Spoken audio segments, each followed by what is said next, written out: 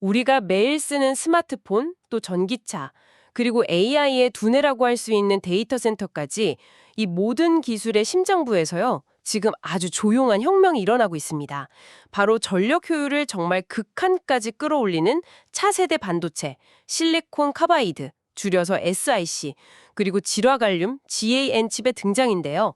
오늘은 바로 이 미래 기술의 패권을 두고 완전히 다른 방식으로 싸우고 있는 두 기업, 나비타스와 울프스피드의 흥미진진한 대결을 한번 깊이 파고들어 보려고 합니다. 여기서 제일 중요한 단어는 바로 효율입니다. 효율이요? 네. 전기를 사용하는 모든 기기에서는요, 반드시 에너지 손실이라는 게 생기거든요. 아, 그쵸. 열이 나기도 하고. 맞습니다. 그런데 이 새로운 반도체들이 그 손실을 아주 극적으로 줄여주는 거죠. 이게 왜 중요하냐면, 예를 들어 전기차에 쓰면 주행거리가 확 늘어나고요. 데이터 센터에 쓰면 그 천문학적인 전기 요금과 열을 줄일 수 있게 되는 겁니다. 말 그대로 기술의 판도를 바꾸는 열쇠인 셈이죠. SiC랑 GaN. 아, 이름부터가 좀 어려운데요. 이 두 기술 차이를 쉽게 이해하려고 저도 나름 비유를 하나 생각해 봤어요. 혹시 SiC는 묵직한 힘을 자랑하는 역도 선수? 그리고 GaN은 폭발적인 스피드를 내는 단거리 스프린터. 이렇게 생각하면 좀 비슷할까요? 오, 아주 좋은 출발점인데요. 그런가요? 네, 그 비유가 핵심을 정확히 짚고 있어요. 그 비유를 가지고 한 번 더 들어가 보죠. 역도 선수인 SiC는 엄청난 무게, 그러니까 고전압과 고열을 견뎌야 하는 환경에 특화되어 있습니다. 아, 튼튼해야 하는군요. 그렇죠. 전기차의 구동 모터나 거대한 산업용 장비처럼 강력하고 안정적인 힘이 필요한 곳, 바로 그런 곳이죠. 반면에 스프린터인 개는 아주 짧은 순간에 폭발적인 속도를 내는 데 최적화돼 있어요. 더 높은 주파수에서 훨씬 빠르게 켰다 껐다 할 수 있다는 뜻인데 네. 이게 바로 여러분 스마트폰이나 노트북 충전기를 아주 작고 가벼우면서도 초고속으로 만들 수 있는 비결입니다. 아, 그러니까 서로 체급이 다른 선수들이 그냥 각자 자기 경기에서 뛰고 있는 거군요. 정확합니다. 직접적으로 막 경쟁하기보다는 각자 잘하는 분야가 딱 정해져 있다는 말씀이시네요. 맞습니다. 그래서 이게 흥미로운 게 뭐냐면 두 기술이 서로 시장을 갉아먹는 게 아니에요. 기존의 그 거대한 실리콘 반도체 시장을 함께 대체하면서 성장하고 있다는 점입니다. 와, 시장 자체가 커지는 거군요. 네, 실제로 이 두 칩을 합친 시장이 앞으로 거의 10년 가까이 연평균 25%라는 엄청난 속도로 성장할 걸로 예측돼요. 25%요? 네, 어마어마한 기회가 지금 열리고 있는 거죠. 정말 놀라운 성장세네요. 그렇다면 이 다른 경기장에서 뛰는 대표 선수들, 나비타스하고 울프스피드는 대체 어떤 전략을 쓰고 있는지 궁금해집니다. 이 두 회사가 완전히 정반대의 길을 걷고 있다면서요? 네, 그렇습니다.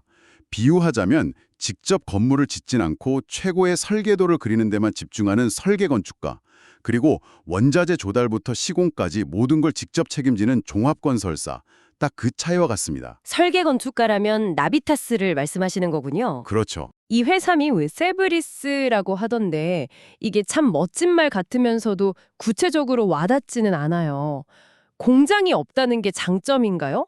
아니, 자체 공장이 없으면 생산에 문제가 생길 위험은 없나요? 바로 그게 핵심적인 질문입니다. 패블리스는 말 그대로 수조 원이 드는 반도체 공장, 즉 팹을 소유하지 않는 거예요. 오직 설계에만 모든 역량을 쏟아붓는 모델이죠. 아, 아이디어로만 승부하는. 맞습니다. 장점은 엄청난 민첩성이죠. 막대한 설비 투자나 유지비 걱정 없이 최고의 두뇌들이 모여서 혁신적인 설계에만 집중할 수 있으니까요. 하지만 단점은 명확합니다. 생산을 전적으로 외부 파운드리 업체에 의존해야 한다는 거. 아, 만약에 애플 같은 거대 고객이 그 파운드리의 생산 라인을 다 차지해버리면 나비타스는 그냥 속수무책으로 기다려야 할 수도 있어요. 속도와 혁신을 얻는 대신에 생산 통제력을 내주는 전략적인 선택인 셈입니다. 와, 정말 아슬아슬한 줄타기 같네요. 근데 나비타스가 그 전략으로 최근에 엄청난 대박을 터뜨렸다고 들었습니다. 바로 엔비디아와의 계약 말이죠. AI 시대의 제왕인 엔비디아와 손을 잡았다는 게 이게 구체적으로 어떤 의미인가요? AI 모델을 훈련시키는 데이터 센터는요, 상상을 초월하는 전기를 잡아먹는 괴물입니다. 그렇죠.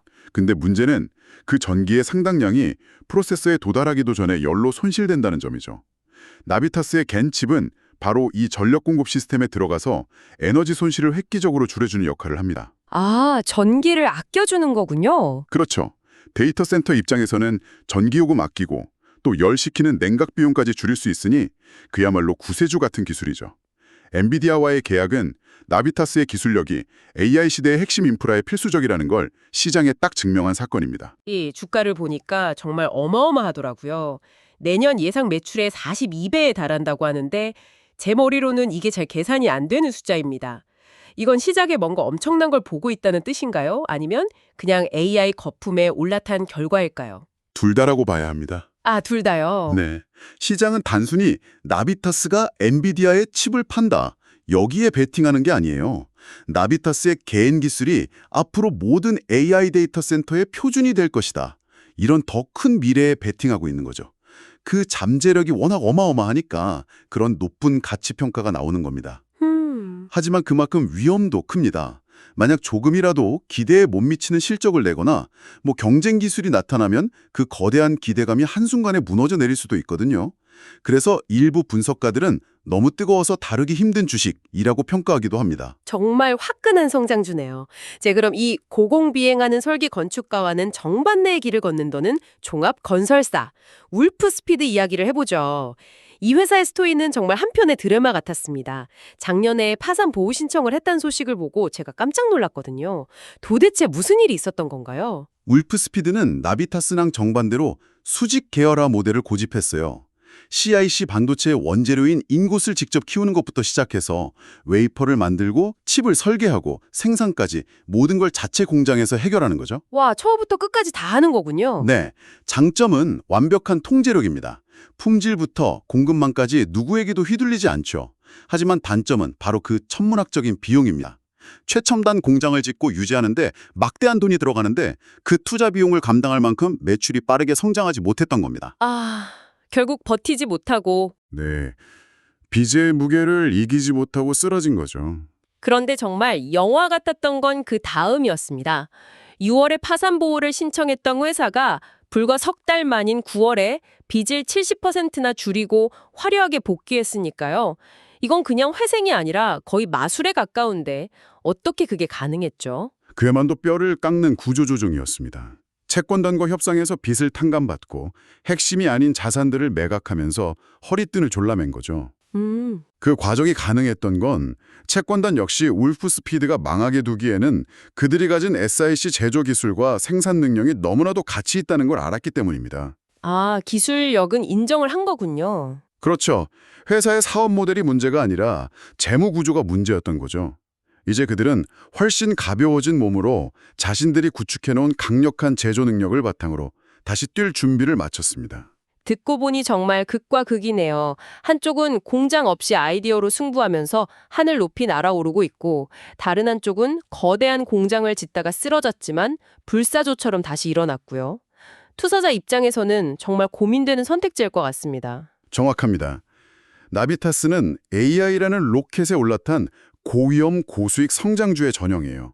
잠재력은 폭발적이지만 주가에는 이미 그 기대감이 너무 많이 반영되어 있죠. 네. 반면 울프스피드는 최악의 상황을 딛고 이어선 가치주 혹은 회생주의 성격을 띱니다. 나비타스에 비해 주가 가치는 훨씬 낮지만 그러니까 예상 매출의 5배 수준이죠.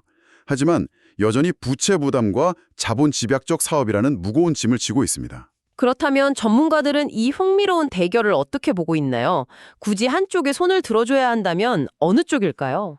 물론 의견은 분분하지만 저명한 분석가 레오선의 관점이 흥미롭습니다. 네, 나비타스의 폭발적인 성장 가능성은 인정하지만 현재 주가는 그 기대를 너무 과도하게 반영하고 있어서 작은 실수 하나에도 크게 흔들릴 수 있다는 거죠.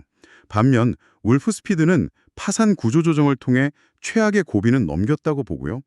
전기차와 산업시장이 안정적으로 성장함에 따라서 그들의 강력한 제조 능력이 꾸준히 빛을 발할 가능성이 더 높다고 보는 겁니다.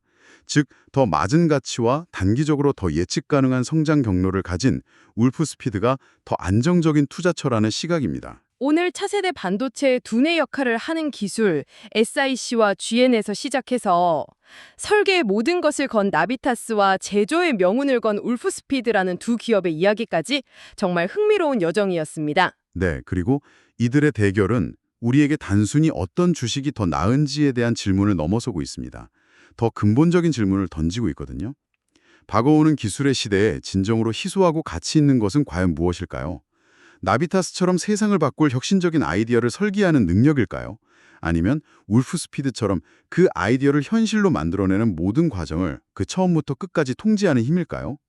이 질문에 대한 여러분의 답이 어쩌면 반도체 산업을 넘어 미래 기술 시장 전체의 승자를 예측하는 열쇠가 될